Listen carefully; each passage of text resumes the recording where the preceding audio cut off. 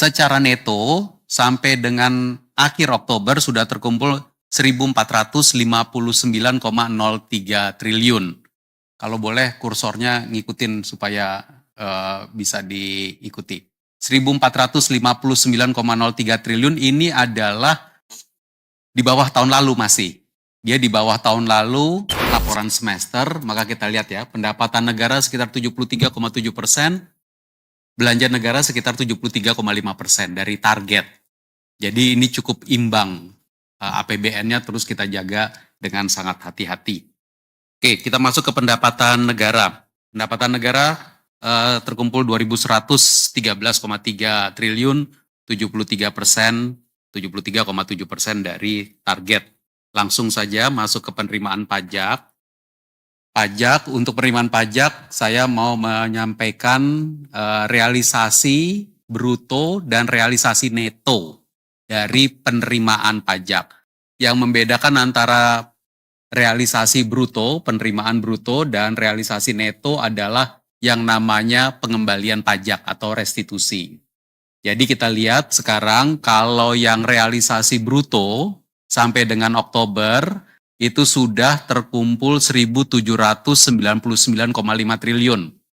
Ini sudah di atas angka tahun lalu. Tahun lalu terkumpul sampai dengan Oktober itu 1.767,13 triliun. Detailnya PPh Badan ini juga lebih tinggi dibandingkan tahun lalu, 331,39 triliun itu lebih tinggi dari tahun lalu brutonya. PPh orang pribadi dan PPh 21 pajak potongan atas gaji dan karyawan itu 12,6% di bawah yang tahun lalu. PPh final lebih tinggi dari tahun lalu. PPN, PPNBM juga sedikit di bawah yang tahun lalu 2,1%. Dan ada pajak lainnya. Ini adalah pajak lainnya yang di dalam sistem Cortex kita belum dikategorikan. Nanti dikategorikan finalnya adalah di akhir tahun akan kita selesaikan. Sesudah wajib pajak juga memasukkan kategori pajak yang mana yang mau dimasukkan. Dia masuk ke SPT yang mana. PPh, PPN atau yang lain. Secara neto, sampai dengan akhir Oktober sudah terkumpul 1.459,03 triliun. Kalau boleh kursornya ngikutin supaya bisa diikuti. 1.459,03 triliun ini adalah di bawah tahun lalu masih.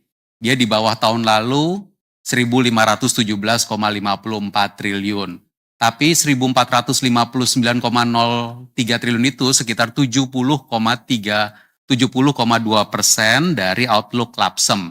Nah, dengan data ini teman-teman media bisa melihat PPh Badan memang secara neto masih negatif. PPh orang pribadi PPh 21 dia juga negatif karena di brutonya juga negatif tadi ya. PPh final, PPh 22, PPh 26 juga negatif, sedikit di bawah yang tahun lalu. PPN, PPNBM ini cukup tinggi, artinya ini restitusinya cukup tinggi di sini. Dan yang lainnya nanti kita kategorikan sesudah komplit SPT-nya oleh para wajib pajak. Kalau kita lihat pajak pertumbuhan year on year di sebelah kanan, bisa kita lihat bahwa sebenarnya pertumbuhan year on year-nya itu relatif positif. Tapi positifnya memang relatif kecil. 0,0 pajak bruto di bulan Oktober tumbuh 0,8% year on year. Dan pajak neto di bulan Oktober juga tumbuh 0,7. Ini mantuman ya Pak Bimo ya. Oke, nanti kalau ada pertanyaan lebih lanjut diklarifikasi. Berikutnya adalah penerimaan kepabeanan dan cukai. Kepabeanan dan cukai sudah terkumpul 249,3 triliun. Ini tumbuh 7,6% di atas tahun lalu dan sudah mencapai 80,3% dari target di laporan semester. Terdiri dari cukai 184,2 triliun, 75,4% dari target APBN. Secara penerimaan dia lebih tinggi dibandingkan tahun lalu, lebih tinggi 5,7%. Namun kita lihat bahwa produksi cukai hasil tembakaunya itu sedikit di bawah tahun lalu. Jadi tahun ini sudah diproduksi 258,4 miliar batang, dan itu 2,8% di bawah tahun lalu. Bea keluar sudah terkumpul 24 triliun rupiah. Ini karena kita ada kenaikan harga CPO, tadi ditunjukkan oleh Pak Menteri di depan, harga CPO berfluktuasi tapi ada kenaikan, dan volume ekspor sawit juga meningkat, serta kebijakan ekspor konsentrat tembaga yang sudah kita lakukan Maret sampai September. Bea masuk penerimaannya sudah 41 triliun, 77,5% dari target APBN.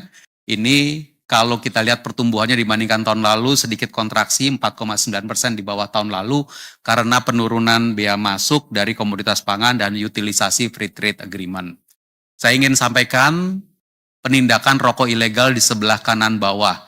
Sampai dengan akhir Oktober telah dilakukan 15.800 kali penindakan lebih, dan rokok ilegal yang ditegah adalah 954 juta batang, hampir 1 miliar batang di dalam penindakan yang dilakukan oleh Direktorat Jenderal Bea Cukai bekerja sama dengan seluruh instansi lain yang terkait. Dan 954 juta batang ini adalah hampir 41% pertumbuhannya dibandingkan tahun lalu.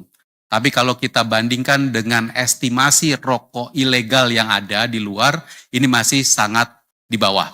Karena estimasi rokok ilegal itu setidaknya antara 7-10% rokok ilegal beredar di pasaran. Jadi kita akan memperkuat penindakan rokok ilegal ini dilakukan oleh Direktorat Jenderal Bea Cukai bekerja sama dengan seluruh aparat penegak hukum yang lain. Kita masuk ke penerimaan realisasi dari penerimaan negara bukan pajak sampai dengan akhir Oktober 402,4 triliun. Ini 84,3% dari outlook Klapsem. Detailnya ada di situ. Kalau kita lihat pendapatan SDA migas itu terkontraksi 13,2% karena penurunan harga minyak mentah kita dan juga penurunan dari lifting gas bumi.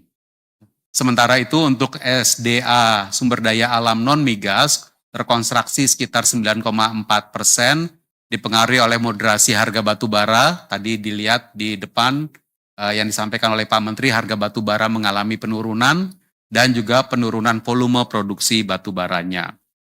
Kekayaan negara yang dipisahkan, ini kalau teman-teman media melihat tidak bergerak dari beberapa bulan, karena memang dividen BUMN ini sudah tidak ke APBN, tapi dikelola oleh Danantara.